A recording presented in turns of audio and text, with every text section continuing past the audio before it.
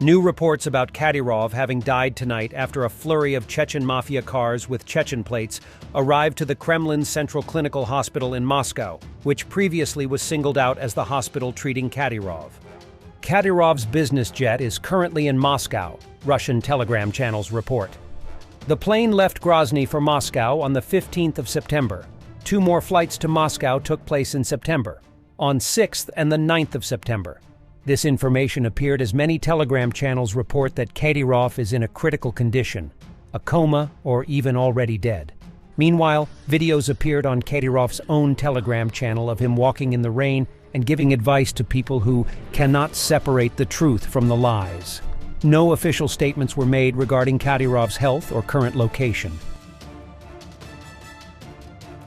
Ukrainian Air Force Commander Lieutenant General Mykola Oleshchuk released footage of what appears to be either an Western-supplied Iris-T SL or SAM-PT engaging Russian launch threats. Ігор, я вас вітаю!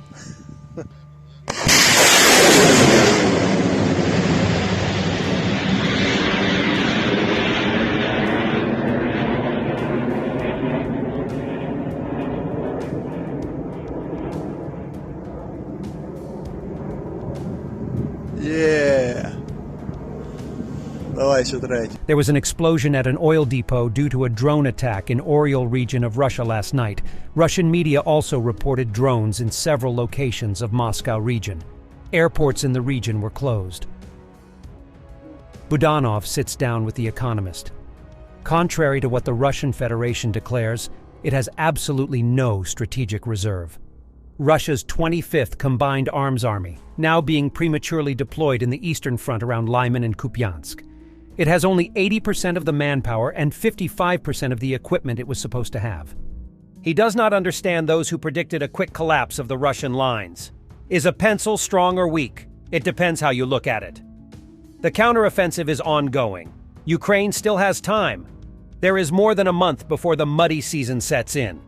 Russia's first defensive line in the all-important southern axis in Zaporizhia has already been pierced in places, meaning that the operation to sever the land connections between Russia and Crimea may yet be achieved before winter sets in. Regarding other components of the war effort, Russian resources are being exhausted, and a reckoning is coming.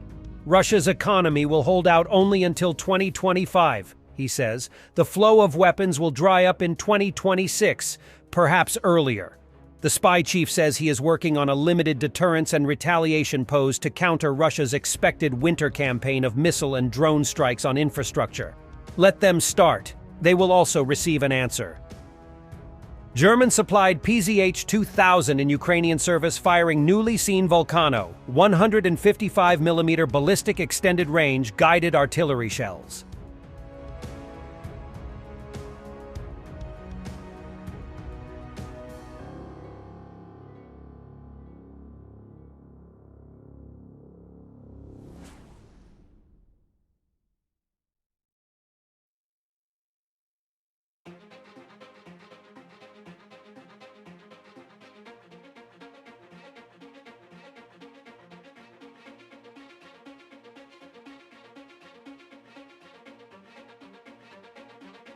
Russian telegram channels are reporting that North Korea will supply Russian army with about 10 million shells of 122 and 155mm caliber. Russian political scientist Yuri Baranchik stated that a number of sources report that the DPRK will supply Moscow with such modern and powerful MLRS as KN-09.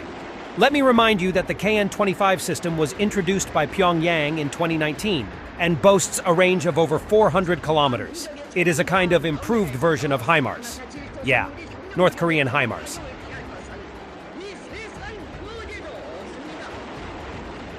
The first deputy chairman of the Russian State Duma's Foreign Affairs Committee, Alexei Chepa, has put forward a proposal to close Russia's border with European countries that have banned Russian cars from entering their territories. This measure is supposedly meant to be a response to the actions of the countries that have restricted the access of Russian cars to their territory, he explained. We will also have to take a series of steps, let's say, to close the border with these countries, providing no transit, nothing, no means. We have to take a number of economic steps in any case. Even if it will be done to the detriment of our interests, we should rigorously raise tariffs for these countries and let our businessmen look for other markets. We should take all possible political and economic steps in response to the actions of these countries. As Russians themselves say, such a decision will first of all hit the families and relatives of Russians living on both sides of the border. It is not a secret that it is mainly Russians who travel from the Baltics to Russia and vice versa. Such a decision will lead to a situation when all those people will have to drive through Belarus, for which it will be economically favorable. Russia cannot be relied on by Middle Eastern countries as long as the Russian elite is corrupt and at any moment can give them a boot, Karine Gevorgyan, Russian political scientist and Orientalist, told Russian propagandist Mardan. Я вам могу сказать, о чем говорят на Востоке. Вот в кулуарах на Востоке между собой, что пока в России существует продажная элита, и в какой момент могут бортануть и продать, неизвестно. Поэтому Россия пока это не тот субъект, на который можно опереться по-настоящему во своей внешней политике. Да, есть президент, да, есть некие надежды и шансы, но пока еще не окончательно. И развернуться может запросто. And the military porn at the end. This World War II bunker used a fake air vent to return grenade to sender. Warfare during World War II became more gruesome due to remarkable technological advances. However, in Normandy, bunker builders employed a deadly trick through misdirection. They designed a hole, cleverly disguised as an air vent, enticing advancing enemies to toss a grenade. Yet to their dismay, the explosive simply dropped through a small pipe, landing at the assailants' feet. Imagine the fear coursing through their minds during those harrowing 2 seconds before the explosion.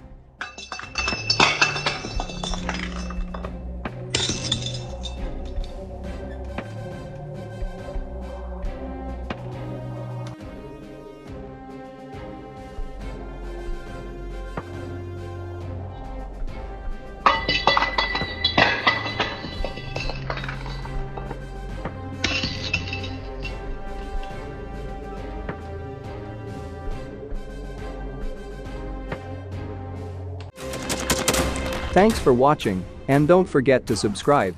Also, if you want to support Warthog Defense, please become our member and get early access to new videos, exclusive members-only videos, and become administrator in comment section. The membership link is in the description. Rescues every day. We had a guy last week, it's 6 rescues in 6 days. You know, he's doing the job every day.